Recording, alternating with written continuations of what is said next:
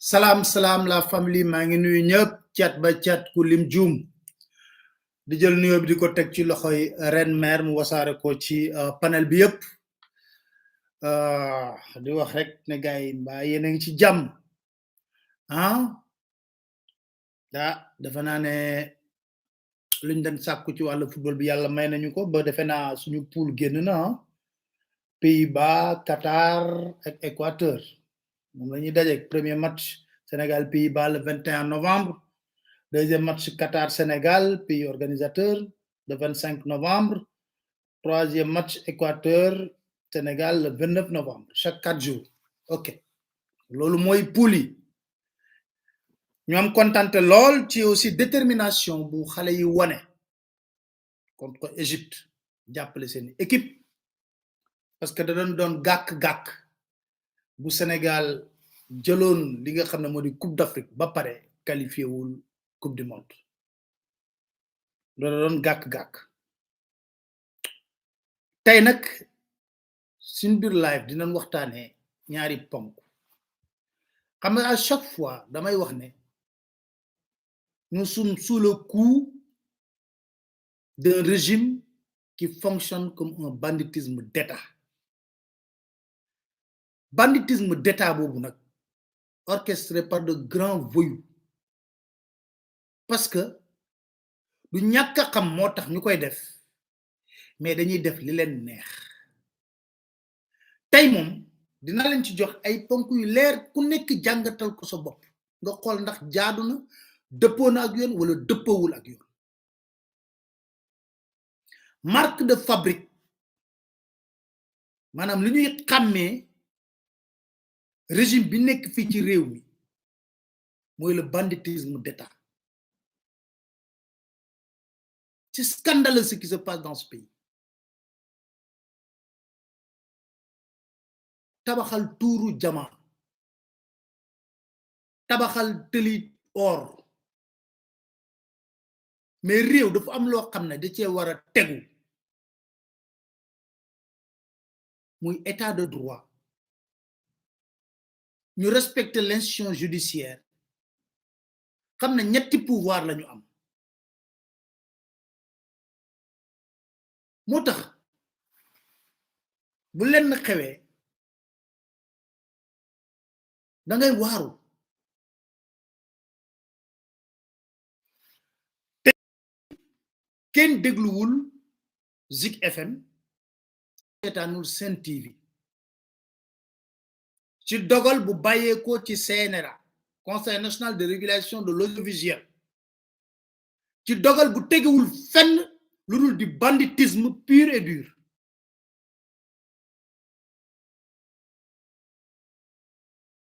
Sénégal ñi ngi jooy Babacar Touré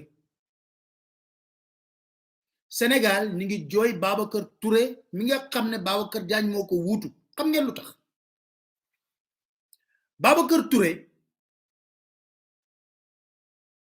moo njëkk a diriger CNRA ci ayu Macky Sall ba nekkee président de la République bëgg ko woon sax Macky Sall moo ko forcé woon mais xam nga Babacar Touré c'est un seigneur saa boo doon waxtaan ak moom mu jàngal la ci presse Babacar Touré moo njëkk a def groupe de presse privé groupe Sud Communication man mii def naa juróom-ñaari at groupe Sud Communication ca rajo ba Sud FM c'est ma famille quand je parle j'ai qu'une seule famille dans la presse c'est le groupe Sud feneen fu ma dem rek dama fa liggéey point barre dafa nga jàngee baa te ñooñu ñu lay sopp ba tey jii ñi la gàggante ay doyen dafa nekk famille foofooy sa famille Babacar Touré était un seigneur ñaata yoon la régler ay problème yu am ci biir média bi te kenn dégg ko sans aller à l'extrême ñaata yoon lim nekk CNRA li may wax xam nañ ko mu nekk CNRA problème am du ci xët-xëti du ci wax ju bari ñun ñëpp nangul ko kilifteefam ci média bi téléphone am lay jël woote régler problème bi communiqué du ci am wala mu ne mais bon boy lii nag il faut ma def ci benn communiqué ñun seigneur parce que dafa amoon grandeur et il se faisait respecter al na ko yàlla yërëm moom lañ tuddee maison de la presse muy référence bu jéggi Sénégal laa la wax xam nga classe googu nag boo leen gisee ba pare gis léegi ñi ñuy fonctionner c'est vous montrer pourquoi CNRA du dara tekkiwuñ dara et puis comment ni ñuy violer loi yi Babacar Touré en 2016 référendum bi fi amoon fii yéen a ngi fàttali ko ba ñuy waaj a tëj Walfadjri isa xam ngeen ne Macky Sall moo ko santaane woon Macky Sall moo jël Sidi Lamine Niass xam nga daa waxoon ne non lay voté def campagne am ci non bi vote bi di déroulé te Macky Sall en personne moo woo Abdou Karim Sall bu ARTP ne leen il faut couper le signal de Walfadjri parce qu'ils font campagne pour le non yéen a ngi fàttaliku coow loolu 2016 ci référendum ba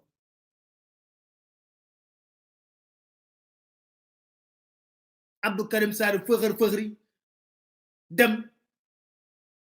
ñu ne policiers yi dañuy intervenir au niveau de truc xam nga loolu ku ko réglé Babacar Touré moo woo Macky Sall en personne ne ko boo coupé signal Walfadjri voici ma lettre de démission du sama ay man ci biir CNRA la ñuy tëjee rajo wala télévision voici ma lettre de démission sur ta table ca booba man mii di wax am na ku ma woo ku jege lool président Macky Sall ne ko nel président li muy def ni amul benn njariñ dekete Babacar Touré bind na lettre de démission teg ko ci kaw table bi yónnee ko Macky Sall ne ko bés bu ñu coupé signal Walfadjri tëj ko voici ma lettre de démission Macky dellu ginnaaw xam nga koo koy nit koo koy gor koo koy seigneur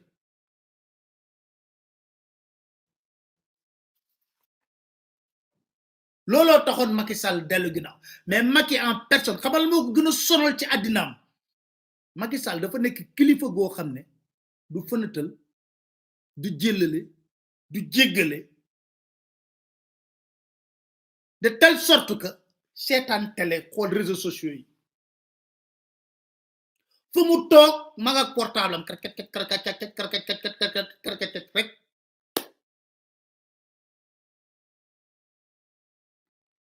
kilifa du lépp ngay liir ndax faw nga gis ci loola naqati torop rawatina ngay jiite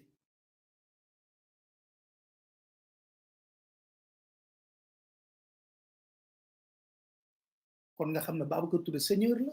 moo taxoon loolu amul malheureusement ki ko remplacer Babacar Ba rek lañ bokk est-ce que ñoo ko bokk sax kenn mënoo leen tëkkale c'est la catastrophe xam nga nit ku mën a jàll comme un poisson dans l'eau de différents régimes takka nga te kii wuutu sa jur xas la ko def nga ñaawteef bu ne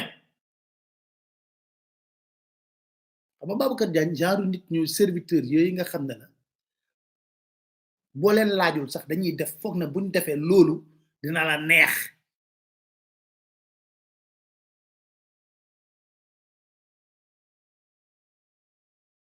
en 2022 ñu ne Sénégal lan moo fa xew ñu ne dañoo tëj groupe de presse lu tax parce que dafa am kenn ku fay def revue de presse maire la warul mën a def revue de presse wala revue de presse boobu lam fay wax sul gaz du ko teree xeeñ 3e mandat dañ ko fay tere loolu moo leen déranger Babacar Diagne nekk na fi doomu Elisabeth Diouf tarbi no Ablaye Wade tey mi ngi ci Macky Sall te fàtte xaju fi en tant que ambassadeur du Sénégal aux États-Unis moo defoon un faux dossier tuumal Assane Diouf terrorisme c'est sur cette base que le 7 août FBI wër këru Assane Diouf jël ko yóbbu ko ak la ca xew ba kër ñu koy déporté indi ko fii Sénégal ku defoon loolu du Babacar Diagne mel na ni ñu jëlati ko xam naa pour le gratifier neexal ko jox ko CNRA xam lu ma jaaxal boo gisee grand Babacar sama grand la de boo gisee grand Babacar muy kocc la nekk ci diine bi buy wax mel ni ki dëkk da ngeen ne noo grand bi vraiment ku yiw ku baax ngeen ni CNRA ci li mu def d'abord CNRA moo amul benn crédibilité am naa fa ay grand CNRA ci li mu def li mu def laa lay wax de n'a été que le bras armé parce que décision bi moo teguwul ci lenn violation bu graaw la ci esprit et lettre loi 2006 4 janvier 2006 bi créé CNRA CNRA xam nga lu ko war sanction benn programme loolu moo war CNRA mais amul droit benn yoon di tànn journaliste buy def bii programme wala budul def bii programme amul droit boobu le CNRA ne peut prendre une sanction qui peut consister à la suspension totale ou partielle d'un programme loolu la loi bi wax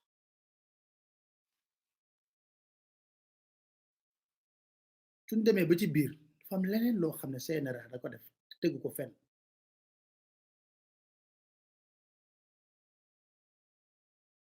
CNRA xam nga amul benn crédibilité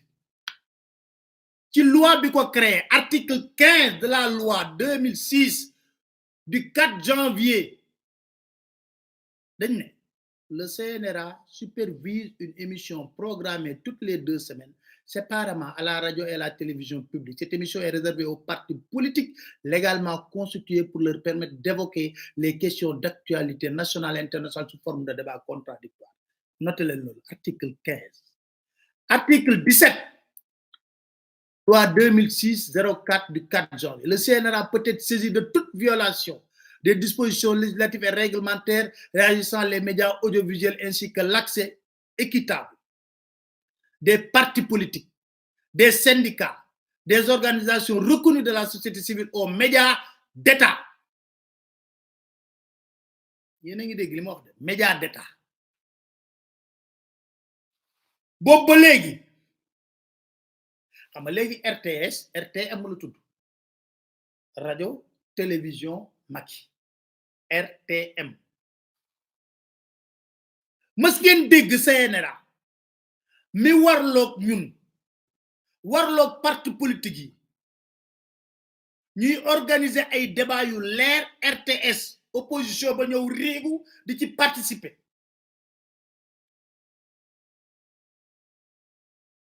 lu tax boobu ba léegi kenn mësul dégg CNRA mu ne RTS li ngeen di def tegu leen ko fenn les partis de l'opposition war nañ am tribune boo xam ne day doon un débat pluriel amoon na fa mas nga dégg CNRA prononcé wu ci mas nga dégg CNRA prononcé wu ci ba léegi ban crédibilité la ñu mën a amal Racine Talla ba mu toogee riigu biir RTS ba tey jii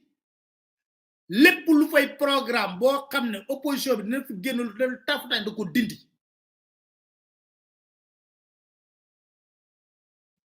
te boobu ana Babacar Diagne ana ña nekk CNRA tous vous êtes complices l'argument bi ñuy jox nañu y a trop de partis politiques yooyu c'est faux et fallacieux dans la mesure où boo demee man mii daanaa def décryptage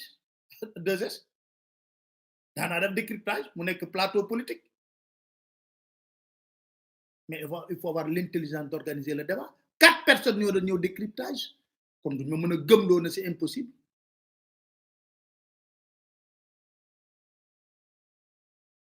jamais le CNRA ne s'est exprimé sur cette situation si ayu Macky Sall nga gis xam nga Babacar Diagne sax nekkoon na fi doomu Elisabeth Diouf waxoon naa la doon na xaw a def politique tuuti sa caaroy géej ci su Macky Sall ngay gis le directeur de la RTS nekk un militant de l'APR de surcroît un maire directeur bu retraité depuis 5 ans d'ailleurs 5 ans mi ngi retraité yéen a ngi dégg syndicat RTS mel ni tullek mal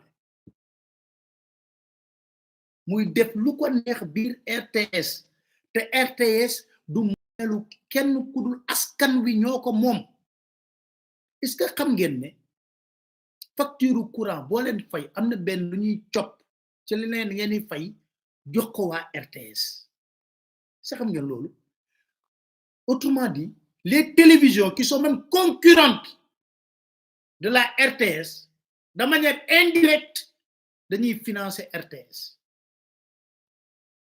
ñu ne dëkk bi dëkk bu normal la CNRA di xëbër génn ay communiqué di bëgg sonal nit ñi amuleen benn crédibilité maa ba kenn tudduma ci biir CNRA ñu defoon teg ñoom ba mu saf sàpp parce que xam nga dëkk bi léegi banditisme ak wëyu lañu xam buñ la indil rek da ngay indi boobu ñu xam ne yow yaa leen gën a dof yaa leen gën a katakay ne ànd ak ay farimata ba ndax ñu may la jàmm CNRA du dara amul benn activité bu opposition bi bu RTS di wane lu tax CNRA du ci wax lu tax CNRA du ci wax Racine Talla du maire waqi naan Nimza ay mbiram dañ koy wax ci biir télé bi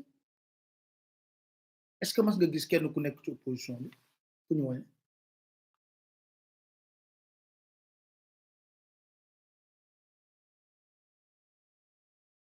dégg naa benn nit ku doon wut buzz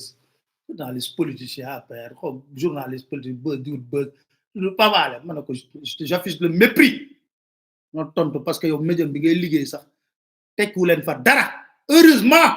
que sénégalais yi xam nañ xàmmee nañ seetaan bu leen forcé bu match Sénégal amee sax canal bi ko wane ñu bàyyi leen dem seetaani canal loolee ni forcé sénégalais mooy lu sénégalais yi amul choix CNRA na ci pat ne s'est jamais prononcé fii la Macky Sall ñëw toog 2 ans d'affilée comme 3 ans d'affilée chaque 31 décembre mu def discours 20h ba 20h30 21h ba minuit wala ba topp minuit mu accaparer toutes les télévisions CNRA ne s'est jamais ana équité foofu ana équilibre foofu ana équité ana équilibre foofu ana équité ana équilibre foofu yow nga riigu def sa discours à la nation ba pare xanaa kay nga bàyyi say naataangoo yu nekk ci kujjee politique bi yónneel say nit ci débat bi ñëw toog décortiquer li nga wax nga indi temps majorité, camp de l'opposition, nous débattre. Ouais, non. Pour étouffer l'opposition, avec la complicité du CNRA. Mais le lieu xew ci réew mi CNRA bëgg ñoo gëmal ne oui, régulation de l'audiovisuel, patati patata, c'est faux. C'est de l'escroquerie intellectuelle. Élection locale yi weesu baromètre la gis nañ fi télévision yoo xam ne candidat Benno Bokk Yaakaar yi rek lañ doon recevoir ana équité ana équilibre foofu ana équité ana équilibre foofu waaw bu nekkee ne RTS wala yenn télé yi nga xam ne télé Macky Sall lañ ñoom waa Benno Bokk Yaakaar leen mais ñeneen ñi mënuñoo dem ci télé Bougane waxee fa pourquoi parce que foofu kat la ñu am accès pour wax amuñu feneen pour accès pour wax te ñuy guux leex di ngandal dënn di wax CNRA defuñu dara lii seen loi la seen loi la article 15 le CNRA supervise une émission programmée toutes les 2 semaines séparément à la radio et à la télévision publique. Cette émission est réservée aux partis politiques légalement constitués pour leur permettre d'évoquer les questions d'actualité nationale et internationale sous forme de débat contradictoire. Est-ce que CNRA respecte nos? Le CNRA peut être saisi de toute violation. Dañoo dem ba opposition bi dañ leen jéppi dañoo jéppi CNRA jéppi xam nga jéppi tu verras jamais quelqu'un écrit CNRA wala yooyu di wax oui on nous a refusé l'accès amul parce que on a réglé le problème avec les réseaux sociaux on a réglé le problème avec d'autres chaînes de télévision point barre. C'est de la fumisterie ngeen di toog nga ne wëy da ngeen di Ahmed Aïdara c'était pas le seul journaliste bu doon def bu politique c'était pas le seul journaliste déedéet ay activité Racine Talla ñu ngi ko doon wane RTS parce que mooy patron ba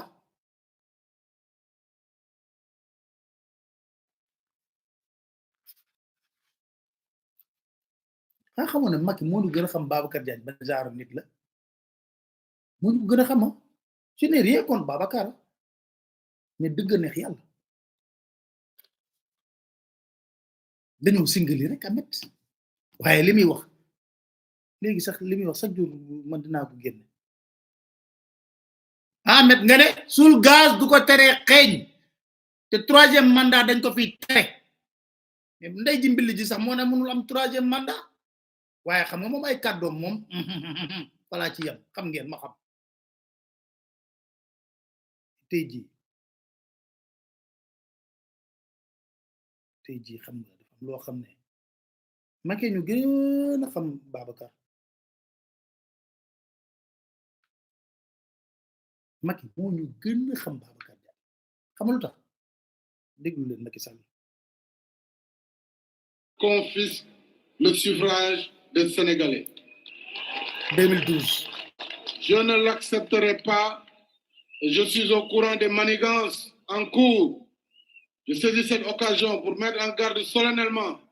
M. Babacar Diagne, directeur général de la RTS, qui tente à travers le réseau FM de la RTS de publier des résultats qui n'auront rien à voir avec ceux qui sortiront des urnes. Confisque le suffrage des Sénégalais. Je ne l'accepterai pas et je suis au courant des manigances en cours.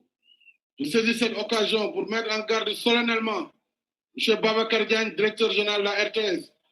qui tente à travers le réseau FM de la RTS de publier des résultats qui n'auront rien à voir avec ceux qui sortiront des urnes. Sall yéen a ngi koy dégg moo doon tuumal Babacar Diagne ne xam na fi mu daan waaj laata loolu Babacar Diagne ba mu nekkee te dafa jëloon ay maram ku nekk jox ay consigne de vote Macky 2012 attaqué ko ba Ngom bu nekkoon CNRA génne mise en loolu yëpp xew na ci réew mi kon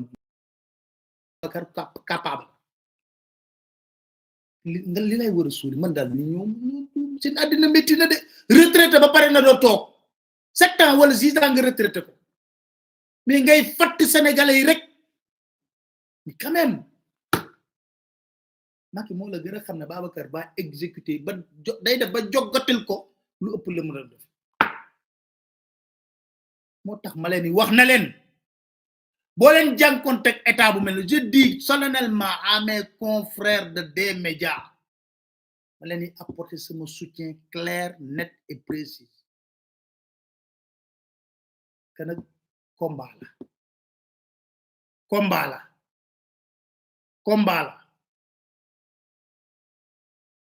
Macky wax naa la yoonam nekkul ci état de droit yoonam nekkul ci démocratie yoonam nekkul ci bonne gouvernance yooyu yëpp c'est le cadet de ses soucis yoonam new ci yooyu moom boo ci xaar Macky Sall di nga xaddi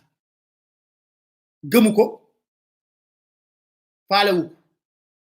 lim bëgg rek la xam ci li laay ma daraat laay voir rek le problème bref nga am na ñoo xam ne il exécute oui CNRA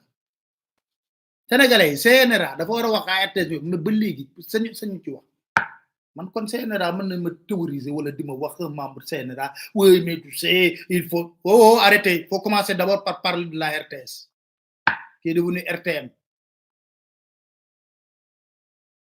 te balaa may deñu waaw boo ñëwee commencé wax ne waaw ale xam nga dëkk bi nag dëkku jàmm la mais c'est de la fumisterie naafeq la loolu naafeq la yëpp naafeq la lu jaaduwul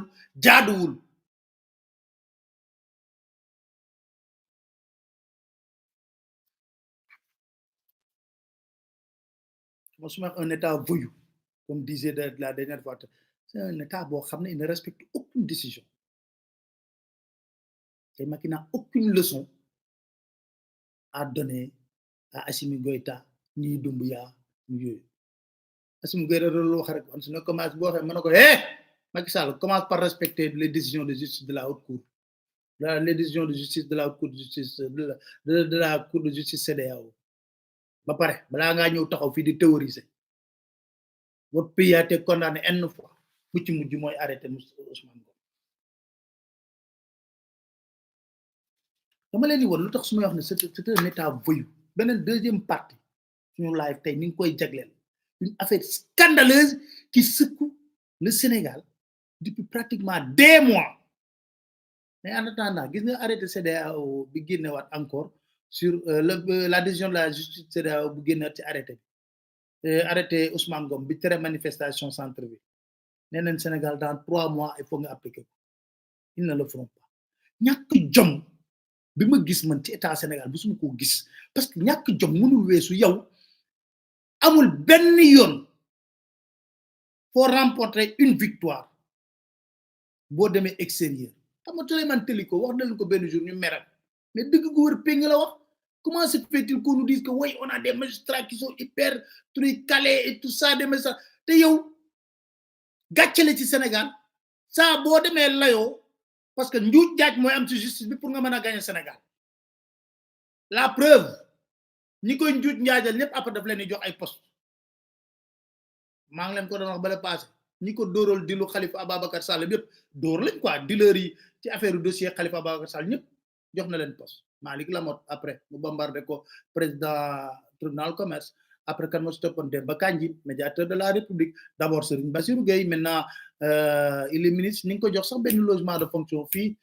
ci point bu weex tal patrimoine bâtiment ko moom ñu réfectionnel ko ba mu baax jox ko xanaa la ñun ñi ngeen di topp de jox ko voilà après Badio Camara yóbbu ko conseil constitutionnel Antoine Diome ministre de l'intérieur maanaam dealer yooyu yëpp boole ko defaloon ko dil bi ba mu set ci setul sax ñëpp ku naan nañ ko mais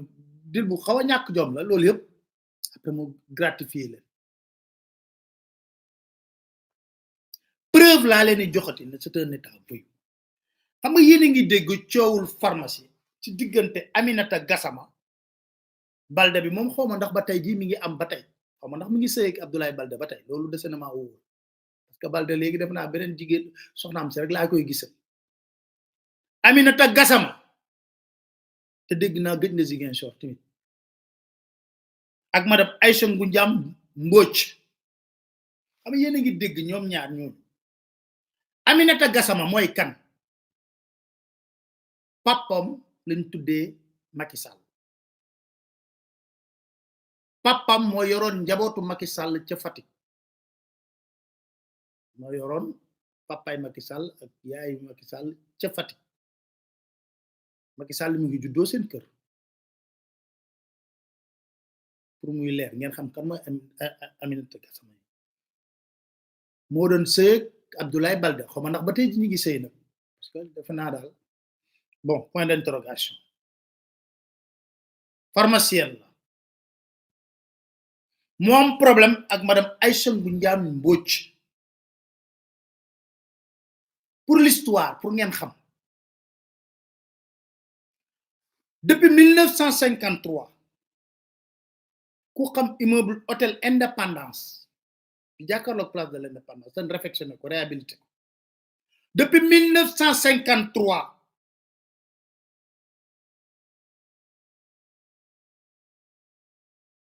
dafa amoon benn pharmacie ku yàgg xam foofu da nga xam dafa pharmacie bu nekkoon foofu ñu ko doon pharmacie la Dakaroise déglu leen bu baax li ma leen wax pharmacie la Dakaroise depuis 1953 ci rez-de-chaussée immeuble hôtel Indépendance boobu la Dakaroise madame Aïcha Ngoundiam Mbodj moo fa nekkoon pharmacienne depuis 40 ans dégg ngeen ma de 1953 ba léegi pharmacie boobu la Dakaroise bi woon foofu ku tudd Aïcha Ngoundiam Mbodj depuis 40 ans moo fa nekk di servir ñu réhabilité hôtel Indépendance xam bañ koy réhabilité dafa nekkoon ñëpp ñu dindi ko di ko réhabilité xam nga lan la ministre santé def xam naa couple présidentiel bi parce que xam naa Aminata Gassama sax papa lay wooyee Macky Sall papa lañ ko tuddee ok loolu lépp dañ ciy dellu si c'est le ministre de la santé ñu réhabilité ko ba pare xam nga li jaadu te nekk yoon mooy pharmacie ba fa nekkoon la Dakaroise ñu delloo ko déedéet ministre de la santé jël arrêté 000-270 du 13 janvier 2021 autorisé Aminata Gassama ex Jawaru Balde xawma Aminata Gassama nekk doomu turandoowu Macky Sall autorisé ko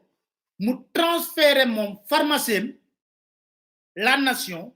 yóbbu ko rez-de-chaussée ci immeuble hôtel Indépendance boo xam ne dafa am pharmacie bu fa nekkoon la Dakaroise bu Aïcha Ngoundiam Mbodj nekkoon pendant 40 ans di servir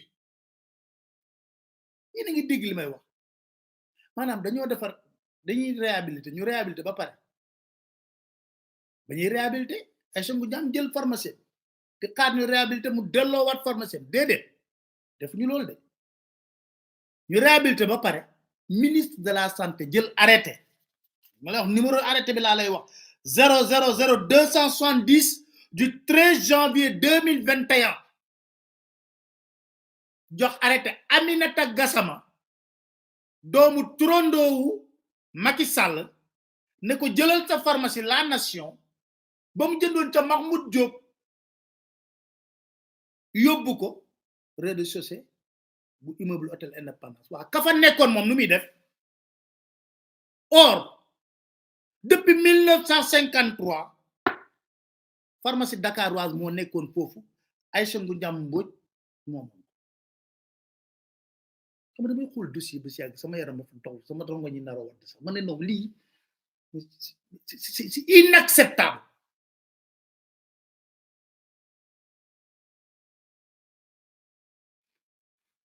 Aïcha Ngoundiam Mbodj mi nga xam ne moom lañ waroon delloo foofu dafa am na ci diggante bi lu xew naan ko xam nga Aminata Gassama am na interview bi muy wax ne way Macky du moom moo ko jàppale si lu ne mais xanaa lu bees la Aminata bañ fi toppee sa jëkkër woon Abdoulaye Baldé CREI yow say bien dañ ko jàppale woon saisir leen sax ci dossier bi ah li ma lay wax dama ko xam Pape Alé lay wax man la Pape Alé dama lay wax école BEM sama bureau man la Pape Alé parce que dëgg rek ci lay dox ci dëgg rek lay dox Aïcha Ngoundiane Mbodj mi xawma ko xamaanu ma moom bu yëgee may wax lii sax xam naa dina war a surprendre mais Aminata Gassama yow rencontré nga ma sur le dossier CREI de ton mari Abdoulaye Baldé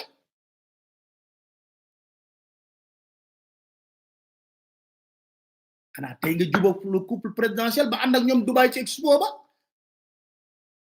lu ñu xam bari na di jubóo ba ma nga tàmbalee ca reer ba mais tout au début du régime du magistère de Macky Sall jubóo woon ak le couple présidentiel déedéet au contraire dañ doon wax sax yow yaa tax Baldé di gën a braqué wante ku bàyyi woon Baldé mu fexe ba nu mu jubóog Macky Sall après par la suite la reeru Marème Faye Sall ba dikk ak leneen ak leneen ak leneen loo xam ne ñuy dugg ci détails yi moo tax ba mu la lire ci interview nga ne je ne dois rien man ko léegi sax nga dugg yow ci bopp mais après vous regardez comme un ancien de faïence parce que dafa am histoire bu dox ci taawu Macky Sall ba mu nekkee Fatick seen biir kër am na histoire bu fa dox parce que Macky Sall ba mu toogee ci nguur gi li ñëpp seetlu woon moo di c'est une seule partie bu famille turandoom la daan jox yenn nomination yi mais am na famille boo xam ne joxu leen woon dara lu tax that is the question xam nañ lu bari mais dafa am loo xam ne dañ koy jomba wax duñ ci yegg dañ lay junj nan lañu mën a nangoo pharmacie bu def depuis 1953 40 ans mu nekk fa ñu bëgg lu la neex jox la ko mais yow sax yaa war a wax ne sa yaram sama yaram day daw seetal leen ma feneen bu nekkee ne loolu Macky Sall la bëgg a neex na la wutal pharmacie biir palais Aïcha Ngoundiane Mbodj ci boppam topp mbir mi ci wàllu yoon xam foofu laa lay wane on est dans un état de bandit pour preuve laa leen ci jox may leen ma rek topp leen ma rek jël dossier bi yóbbu ko ci yoon Aïcha Ngoundiane Mbodj lu ko yàlla may mu xam ne loolu la ko yàlla may lu yoon dogal mu xam ne loolu la yoon dogal muy dox di dox le 25 novembre 2021 chambre administrative bu cour suprême le 25 novembre 2021 chambre administrative bu cour suprême prononcé wu dans le fond annulé arrêté bu Abdoulaye Diouf Sarr def bi mayoon am mooy arrêté xam nga Abdoulaye Diouf Sarr moo jël arrêté jox place boobu Aminata Gassama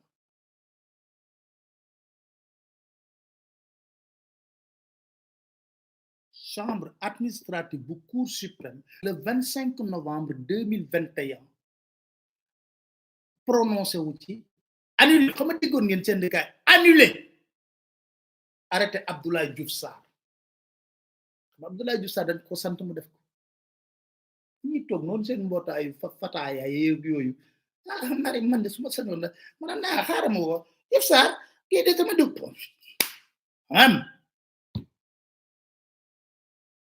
annulé arrêté Diouf Sarr delloo madame Aïcha Ngoundiane Mbodj palaasam xam ne li def teguñu ko fenn décision de justice chambre administrative de la cour suprême m'ont prononcé wu dans le fond annulé arrêté Abdoulaye Diouf Sarr procédure bu gudd mais au bout du compte Aïcha Ngoundiane Mbodj récupérer officine Abdoulaye Diouf Sarr ne du bàyyi xam nga c'est là où je dis des fois c'est du banditisme ce qu'ils font c'est du banditisme xanaa bu ñu demee ba dañuy respecter pouvoir judiciaire alors mukk ñu ne foofu dañ koy jox Aminata Gassama parce que peut-être président moo ko santaane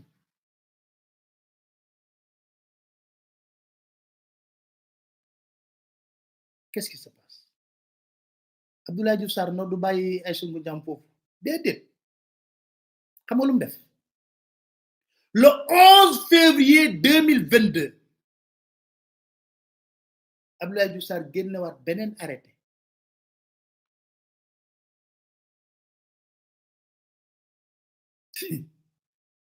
abrogé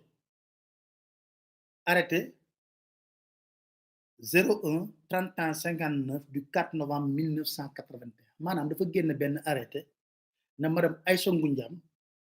mënatul exploiter officine déggoo ma de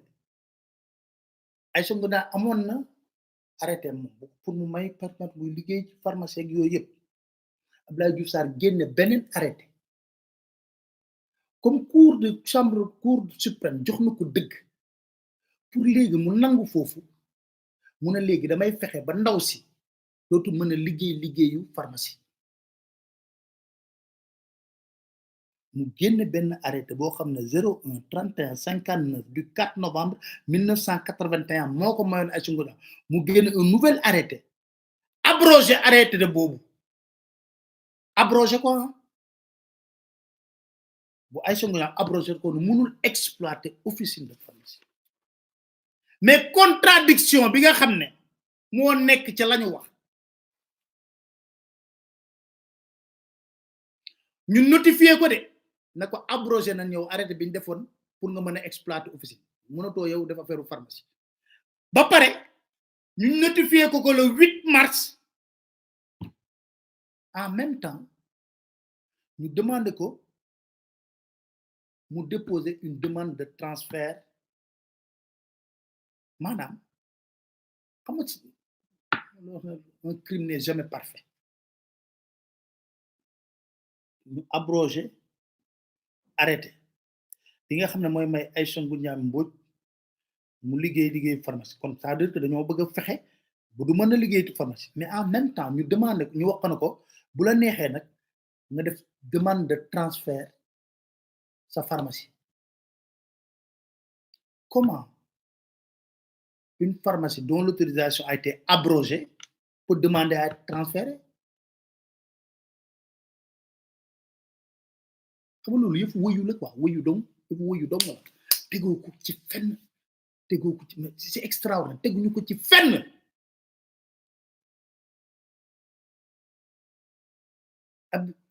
comme ndax comprendre ngeen ñu defar immeuble bi ba pare Abdoulaye Diouf Sarr jël arrêté pharmacie bi fa nekkoon 40 ans di fa liggéey pharmacie boobu kii jëlee ñu jëlee ko fa pour jox ko doomu turandoo Macky Sall Aminata Gassama teguñu ko fenn kooku attaqué leen ci justice cour de justice na arrêté bi Abdoulaye Diouf Sarr def pour jëlee ko foofu tegu ko fenn delloo Aïssatou Mbodiam mbir mi kooku bëgg commencé liggéey ministre bi jógaat jëlaat beneen arrêté na ko yow sax liggéeyu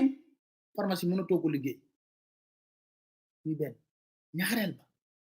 buñ koy demandé loolu ñoo ko bu la neexee sax nga def demande de transfert mënatoo ko liggéey ak demande de transfert mooy yow na nga fexe ba jógee foofu rek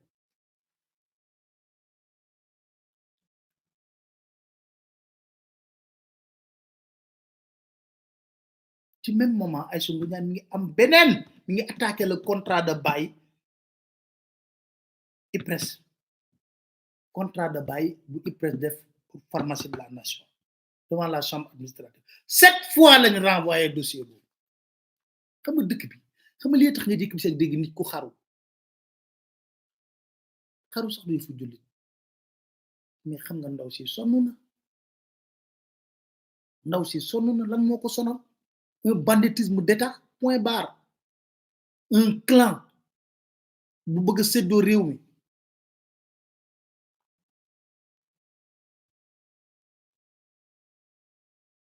pourquoi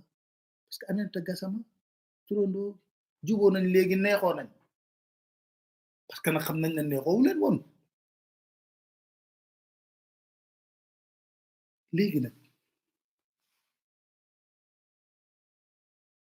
lan mooy solution ci ñaawteef bi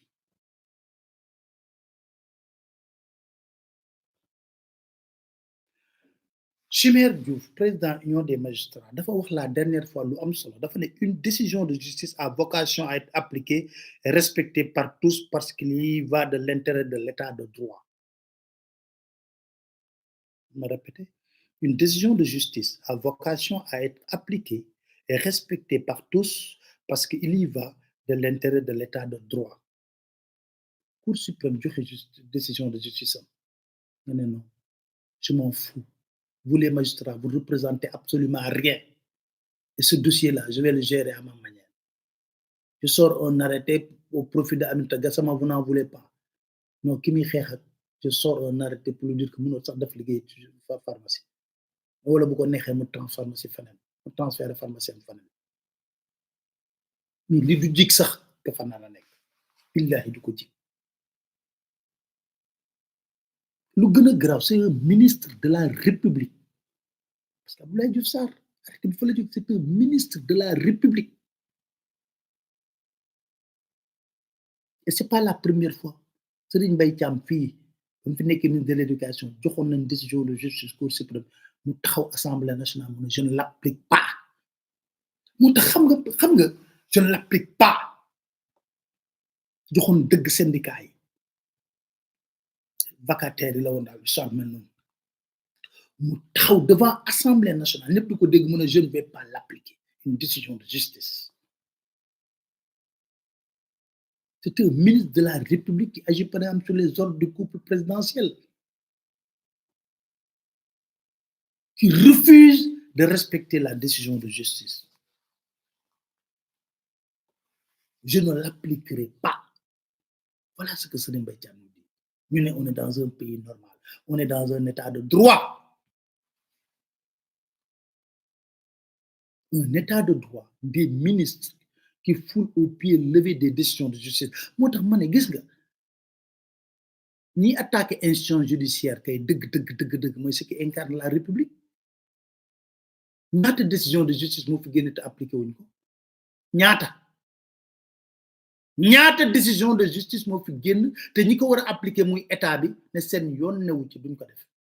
à commencer par les décisions de la CEDEAO mais loolu doon na ma neex ma dégg ci magistrat yi prononcé wu ci bañ a wax rek comme ça parce que mën na buñ bëggee mën na leen cital cas yu précis benn ngi nii ba njëkk ba Serigne Mbaye Thiam ak yeneen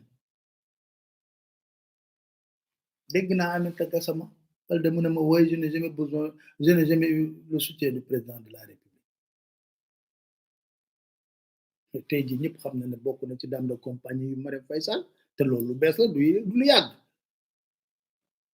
bul fàtte ne daa nga def lobbying sur le dossier de CREI de ton comme ancien ex-époux comme lu ma war a wax je sais pas si vous êtes toujours ensemble on connaît l'histoire d'une aide de réconciliation mais plus grave Abdoulaye Baldé son dossier est pendant au niveau de la CREI jusqu'à présent son dossier n'est pas totalement vidé ton dossier n'est pas totalement vidé classé wuñ ko sans suite wala ñu wax wala ñu def ko te yëguñu ko et dans ce dossier les biens de Aminata Gassama dañ ko ci boole waale woon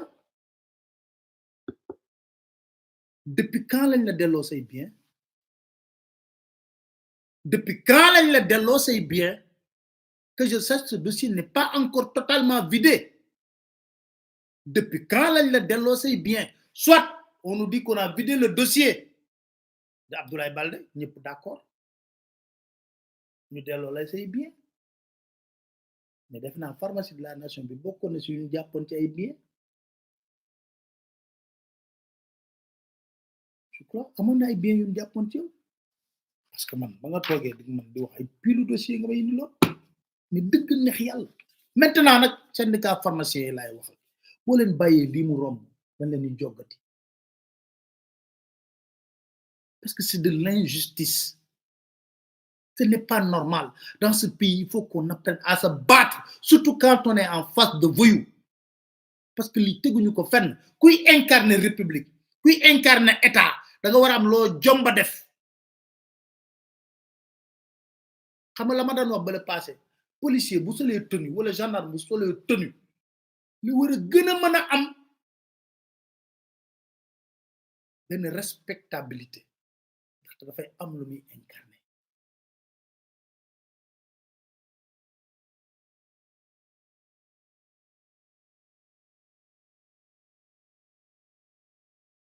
parce que waroo sol tenue bi war laa may nga def lu la neex déedéet tenue bi dafa am lu mu war a ànd ak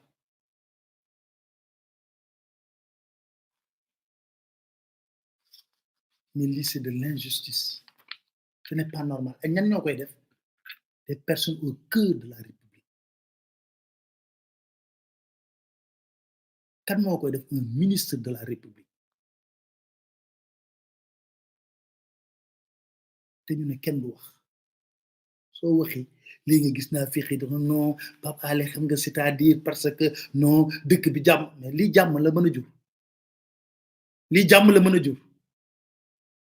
lii jàmm la mën a jur xam nga ne lii mënul jur jàmm mais bëgg ngir lu neex doomu turandoowu Macky Sall wutal leen ko pharmacie biir palais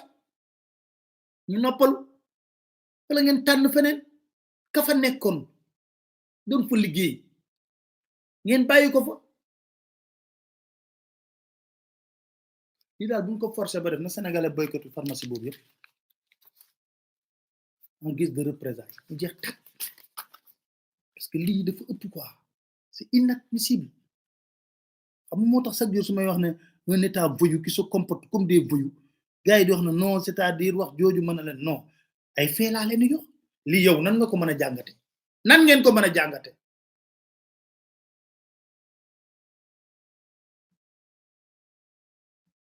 Babacar Diagne war naa ko may benn way sax de Babacar Diagne moom ma jox la conseil looy def nañ ca seet yàlla sama maam lii la ma wax sama maam daan na ma wax naam buñ la jiitalee bul jàng te bul demee boor bul yox yoxi bul ragal àndal nag sa dignité bu la kenn xoxatal du dul yàlla neen la bu la alal gëla mën bul yàq sa wayu doom bu la kenn jaxasee ba wax loola lu ko neen bu jaay sa ngor ak sa diine loo fi gis dafay jeex dara na nga bàyyi xel di nga wét ak sa borom bu dee alal jaru ko bu dee leneen jaru ko bu jaay sa ngor ak sa diine loo fi gis dafay jeex léegi comme waa CNRA li ñuy bañ a dégg naa leen ko déglul léegi Macky Sall Dakar Matin. fan yii yëpp dégg naa ay coow mooy loo xam ne daf ma jaaxal sax ndax day mel ni lu xiinul rek xëy taw wax joo xam ni kenn. waaw bon borom ndey ji mbil ci moo ne amul droit def 3e mandat moom moo ko wax Macky Sall moo ko wax mu ngi nii. amul fu mu jógee ak lan moo ko tax a jóg ndax réew mi jàpp naa ni démocratie la buy dox. 2016 man maa proposé askanu Sénégal révision constitutionnelle boo xam ne dama ni mbirum mandat yi dafa war a jeex tàkk. ñëpp jàpp ne réew mi kenn mënatu fi toog lu ëpp ñaari mandat dañ ko bind mu leer nañ nul ne peut faire plus de 2 mandats consécutifs xanaa kay ku jàng tubaab boo ko firilee loolu war na xam ne indépendamment référendum loi 2016 wala loi 91 dañu ne mandat bi juróomi at la benn yoon lañ ko mën a renouveler muy donc boo ko renouveler muy ñaari mandat ñu yokkaat ci leneen lu koy tëj mais de toute façon kenn mënul def lu ëpp ñaari mandat yu tegale donc loolu la constitution bi wax donc loolu leer na man maa ngi sama benn mandat boo xam ne bu ci yàlla àndee 2019 lay jeex ci coobare suñu borom ak bëgg-bëgg sénégalais yi bu fekkee ne jàpp nañ ne liggéey bi ñu sa sumb ñu ngi koy teg ci yoon am nañu seen kóolute dina renouveler mandat boobu 2019 su boobaa man pare naa ci munoo def lu ëpp ñaari mandat yu teg en tout cas man mii de jàpp naa ne mbiru ñetteelu mandat dinañ ma séentu fépp ba mu des si mbir moomu loolu dama bëgg ñu wax ko mu leer te mu yem fi yàggatul Dakar Matin. Nul ne peut faire 2 mandats consécutifs, la Constitution est claire, donc il n'y a pas de débat en la matière. Il n'y a pas de débat. mandat bi yóbbu ko juróomi at te kenn dootu ko laal mi ngi ci biir donc amul 3e mandat amul dara ndaxte ca wàññi ba ñuy wàññi pour xam ndax ñaari mandat yi am na bii muy def nii ci la bokk. Très bien. donc loolu dama bëgg Sénégalais yi dégg ko bu baax amul risque 3e mandat wàññi bi bii bokk na ci ñaareel ba muy diir mooy nekk bu mujj donc loolu wax nañ ko dégg bu baax. Dakar Matin. bu fi toogati ñaari mandat kese nga ma Bun John. li fi xewoon nga xam ne da ngay xëy suba ne man damaa bëgg 3e mandat modifié mu ne loolu dañ koy verrouiller ci constitution bi def ko clause boo. Dakar Matin. Voilà.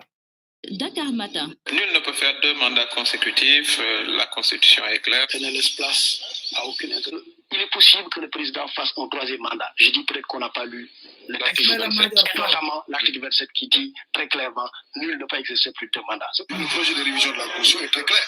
Nul ne peut faire plus de 2 mandats consécutifs. Nul. Ça veut dire que la question du 3e mandat ne se posera plus dans l'histoire du Sénégal. Vous savez, la Constitution du Sénégal est très claire sur la question et ne laisse place à aucune interprétation. L'article 27 de la Constitution dit le président de la République est élu pour un mandat de 5 ans renouvelable une fois. Nul ne peut exercer plus de 2 mandats consécutifs. Je vais répéter la phrase. Nul ne peut exercer plus de 2 mandats consécutifs. Je vais répéter la phrase une 3e fois. Nul ne peut exercer plus de 2 mandats consécutifs. Est-ce qu'il y a place à interprétation? On se pose la question, qui est Macky Sall, président de la République en 2012? Est-ce qu'il est redevenu président de la République en 2019? On dira oui, les mandats étant consécutifs, portant sur une seule personne, il ne peut plus être candidat. Dakar Matin. fan yii yëpp dégg naa ay coow mooy loo xam ne daf ma jaaxal sax ndax day mel ne lu xiinul rek xëy taw wax joo xam ni kenn xamul fu mu jógee ak lan moo ko tax a jóg ndax réew mi jàpp naa ni démocratie la buy dox 2016 man maa proposé askanu Sénégal révision constitutionnelle boo xam ne dama ni mbirum mandat yi dafa war a jeex tàkk ñëpp jàpp ne réew mi kenn mënatu fi toog lu ëpp ñaari mandat dañ ko bind mu leer nañ nul ne peut faire plus de 2 mandats consécutifs xanaa kay ku jàng tubaab boo ko firilee loolu war na xam ne indépendamment référendum loi 2016 wala loi 91 dañu ne mandat bi juróomi at la benn yoon lañ ko mën a renouveler muy donc boo ko renouveler muy ñaari mandat ñu yokkaat ci leneen du koy tëj mais de toute façon kenn mënul def lu ëpp ñaari mandat yu tegale donc loolu la constitution bi wax donc loolu leer na man maa ngi sama benn mandat boo xam ne bu ci yàlla àndee 2019 lay jeex ci coobare suñu borom ak bëgg-bëgg Sénégalais yi bu fekkee ne jàpp nañ ne liggéey bi ñu sa sumb ñu ngi koy teg ci yoon am nañu seen kóolute dina renouveler mandat boobu 2019 su boobaa man pare naa ci mënoo def lu ëpp ñaari mandat yu teg en tout cas man mii de jàpp naa ne mbiru ñetteelu mandat dinañ ma séntu fépp ba mu des si mbir moomu loolu dama bëgg ñu wax ko mu leer te Très bien.